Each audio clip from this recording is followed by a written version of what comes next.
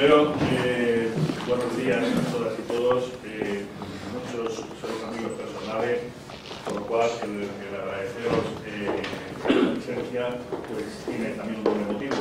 Muchísimas gracias a todas y todos por estar aquí. Muchísimas gracias a la Liga, a Francisco Alonso y bueno, por supuesto a Cristina y Mónica, que representan también en este momento las instituciones más importantes de nuestro país en el desarrollo y protección de los derechos humanos. Cristina es la directora de la Oficina de Derechos Humanos del Ministerio y Mónica es la directora de Derechos Humanos del Gobierno Vasco. Estos días hemos tenido oportunidad de viajar por el País Vasco, en la semana anterior también en Nueva York, pero bueno, lo que quería deciros es hace unos días vi la película La Noche Más Oscura, no sé si alguno habéis tenido la oportunidad, y fui a verla porque al comité al que pertenezco nos hizo la recomendación que viésemos la película. La película es una película norteamericana sobre el desarrollo de la operación que llevó a la muerte o asesinato de Bin Laden. Y la verdad es que es una película terrorífica, porque se pasa 20 minutos de la película torturando a una persona.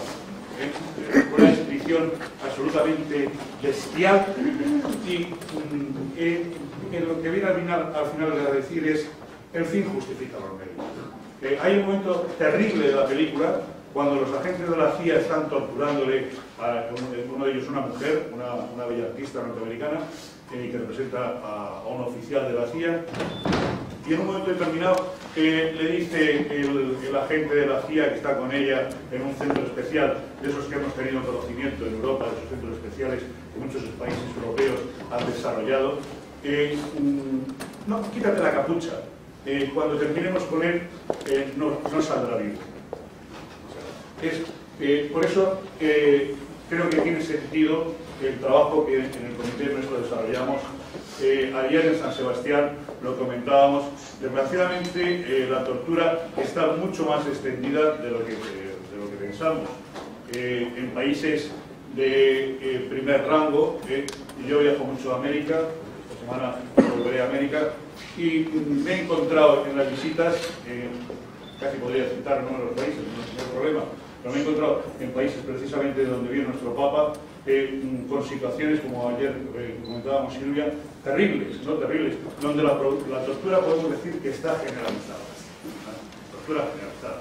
Países como Argentina y Brasil, donde la tortura se practica, pero no como anteriormente en la dictadura argentina al oponente político, como se ha practicado mucho en otros países, sino en este momento al delincuente común. Porque la sociedad quiere. La tortura existe porque la sociedad quiere que exista. O sea, y en Argentina en este momento, en muchos países, al delincuente común, la forma de combatirle es aniquilarle. Y hemos visto situaciones terribles en las prisiones, hemos visto asesinatos casi en directo en las prisiones. Ayer os describía en San Sebastián, nos encontramos en medio de una ejecución, en una ducha, y frenamos la ejecución por orden de los propios funcionarios. A un propio interno le habían encargado que lo ejecutaran en la ducha con una hoja de estas, un baldeo, lo que llamamos baldeo, metálico. O sea, con lo cual creemos que el trabajo nuestro, nosotros hacemos un trabajo de prevención, de anticiparnos a los hechos. Hay otro comité, que es el Comité contra la Tortura, que recibe denuncias individuales. Nuestro comité no recibe denuncias individuales. Nosotros visitamos, nuestra misión es visitar los países, anticiparnos a los hechos e intentar poner soluciones, e intentar aprovechar con los países el diálogo, un diálogo constructivo, igual que en este momento de sensibilización a la sociedad al problema gravísimo de la tortura, porque tenemos centros psiquiátricos, tenemos centros de menores, tenemos centros de migrantes, tenemos centros militares que hemos visitado a lo largo. Yo anteriormente había estado en el Comité Europeo de Prevención de la Tortura y también tuve oportunidad de ver países europeos en los que es una desgracia los tratos inhumanos y degradantes. Más se puede hablar. Grecia, por ejemplo, la situación en Grecia es espantosa. Yo he visto situaciones francamente inhumanas en países de la Unión Europea. He visto situaciones en la frontera con Turquía absolutamente inhumanas. De hecho, Grecia fue denunciada por el Consejo de Europa después de nuestras visitas y hemos tenido la oportunidad de reencontrarnos en la prisión, por ejemplo, de Grecia, como internos que nos estaban esperando, porque afortunadamente el Comité Europeo tiene la virtud de que es mucho más reactivo que el Comité de las Naciones Unidas y visita muy frecuentemente los países. Una vez que el país ya entra bajo su seguimiento, pues por ejemplo a Grecia cada 2 años se le seguía, y había internos que ya estaban esperando la visita nuestra en aquella época.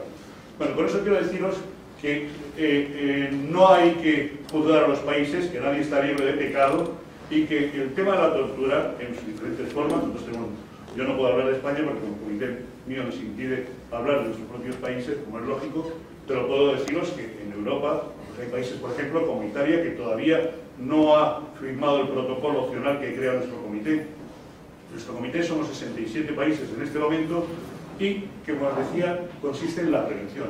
Al año de la ratificación del protocolo, en el país se tiene que crear un mecanismo nacional de protección, que en la mayoría de los países en este momento está asumiendo estas funciones el ombudsman o el defensor del pueblo, y que este mecanismo nacional de prevención debe ser un triángulo de funcionamiento entre nuestro comité, el Estado y el propio mecanismo nacional, con la finalidad de, en ese engranaje, prevenir y anticiparse a los hechos. ¿Y sabéis por qué?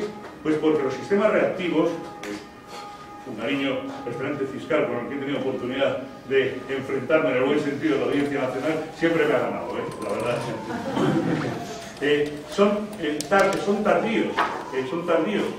A una persona que la han torturado, en el mejor de los casos, que obtenga una satisfacción judicial, pasan años. Y desde luego la reparación no es la reparación integral. Puede llevar, en los países latinoamericanos, lo más difícil es la condena de los autores materiales. Puede obtener una satisfacción económica, pero no va a obtener la satisfacción en general de que el autor sea condenado. En nuestros países, además, yo no quiero hablar de España, pero sabéis que se dan indultos que realmente ponen en detrimento la labor de la justicia.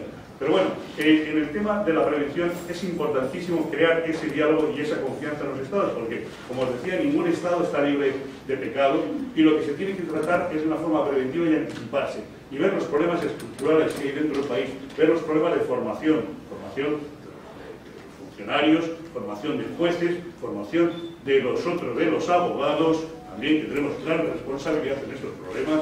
Hay que asumirla, compañeros, espero de muchos compañeros, abogados, en los que nos falta una cierta preparación a la hora de interpretar cómo funcionan los mecanismos internacionales de protección. Porque es verdad que el Comité, por ejemplo, contra la tortura es reactivo, recibe denuncias individuales, y aunque tardías, pues se obtiene una cierta reparación. Pero bueno, yo, sin embargo, creo que la labor de la tortura debe ser una labor proactiva. Hay que anticiparse, hay que dialogar, porque si el Estado no consiente, si el Estado no quiere cambiar, como yo os decía, en países de primer rango, si se mira hacia el otro lado, si la sociedad está pidiendo que al delincuente común se le machaque, yo he visto en situaciones que hemos encontrado en países donde la sociedad dice ni agua, no hay que darles ni agua en prisión. ¿Pero cómo? Que ustedes en España tienen ese sistema, en los que están allí en hoteles, no hay que darle ni agua para que no vuelva a repetir. Pero es que luego cuando vas a los centros de menores te encuentras que los propios delincuentes menores que están allí, el desajuste social es tan grande, los problemas estructurales que tiene el país, te viene a decir, yo soy ladrón y voy a seguir siendo ladrón toda mi vida. Por lo cual, fijaros ese terrible engranaje en el que el delincuente va a seguir delinquiendo y la sociedad va a seguir reprimiendo. Entonces, hay que afrontarlo de otra forma, hay que afrontarlo.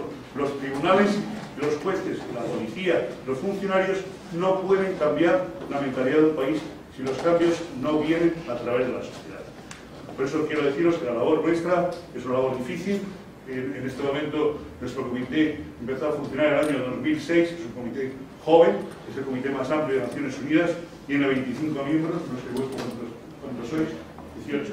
Nosotros somos 25 miembros de diferentes nacionalidades todos, y nos volcamos en las visitas. Tenemos la facultad, una vez que se firma el protocolo opcional de la Convención contra la Tortura, de visitar los países que han suscrito ese protocolo, que os digo son 67, entre ellos por supuesto España, a cualquier momento del día y de la noche, sin tener que recibir autorización del gobierno para visitar. Podemos visitar todas las instalaciones, podemos revisar todos los sistemas judiciales, podemos revisar las situaciones de las personas, entrevistarnos en privado con las personas en todos estos sitios, como digo, son desde los centros militares, desde los aeropuertos, centros de menores, prisiones, centros de detención, por supuesto, y después emitimos un informe confidencial, porque nuestra labor, como decía, es confidencial, el trabajo tiene que ser confidencial, un informe que recibe el Estado después de nuestra visita. Indudablemente, cuando terminamos la visita, yo estuve en Mali muy recientemente, y claro, al terminar la visita, pues la situación era tan difícil en Mali en aquella época, que lo primero que hice fue llevarle al ministro de Justicia un látigo con el que pegaban en las prisiones, y con un regalo que le hice yo personalmente al ministro de Justicia. Mira, me han encargado que le entregue el látigo este con el que se pega y se azota a las personas dentro de la prisión. Yo he visto en Mali morirse las personas porque llevaban 3 y 4 años sin salir de un receptáculo. En un momento, en una visita que estábamos haciendo a una población que era así en la frontera, una de las fronteras de Mali, se nos moría la gente dentro de la prisión porque se morían de hambre. La situación en Mali era absolutamente caótica. No quiero deciros de los condenados a muerte, que encontramos con la moratoria a la pena de muerte, pero que hemos tenido constancia que después de una situación que se ha producido en Mali han sido ejecutados. Por lo cual, la situación en estos países, indudablemente, es enormemente compleja, y lo que se trata es de establecer ese diálogo con un gobierno que normalmente era un gobierno casi provisional, pero que hemos seguido insistiendo porque creemos que el informe que nosotros ya le hemos enviado al gobierno es un informe que es válido, porque analiza los problemas estructurales, como decía, problemas de los niveles educativos. Podría explicaros que había montones de mujeres en prisión porque habían matado a sus hijos, porque habían sido violadas con 16, 17 años, y al nacer eran rechazadas por las familias y habían tenido que matar a sus hijos. Entonces, son situaciones en las que, si no hay unos cambios estructurales en el país, eso va a perdurar. Eso es difícil sin un cambio social, que se mejore la situación en prisión de esas mujeres, que se mejore la situación penitenciaria y que se mejore la situación judicial. Y por eso el informe nuestro es poliédrico, tiene muchas caras, se aborda el problema educativo, se aborda los problemas sociales, el funcionamiento de la justicia, por supuesto las carencias estructurales, de sobrepoblación, eso es muy común, pero no es el problema más grave de la sobrepoblación penitenciaria. Hay problemas más graves que son los problemas de la falta de formación de los funcionarios, de la corrupción de los sistemas judiciales, que es muy común, y desgraciadamente en Latinoamérica nos encontramos con el derecho consuetudinario. En Bolivia llegamos un día y acababan de meter en un pozo a 2 adúlteros que los habían llenado de cal el día anterior como castigo al adulterio, porque habían aplicado el derecho consuetudinario, que es un problema grave. Nos encontramos en Latinoamérica porque, como sabéis, el derecho consuetudinario en Bolivia además está reconocido en la Constitución y abarca muchísimos países. Incluso en el norte de Argentina se aplica el derecho consuetudinario. En Bolivia no sé si también hay derecho consuetudinario, pero por supuesto, en Bolivia, Bolivia sabéis perfectamente a lo que me refiero: el castigo, el linchamiento, el castigo. Y luego otro problema gravísimo con el derecho consuetudinario es el problema de las mujeres indígenas, el problema de los indígenas que no tienen acceso a la justicia porque, bueno, hemos estado en México también, y ahora vuelvo a México, donde las minorías culturales no entienden el español, no saben hablar español, y no hay abogados ni jueces que entiendan lo que esas personas hablan, con lo cual siempre es el del valor de los más débiles.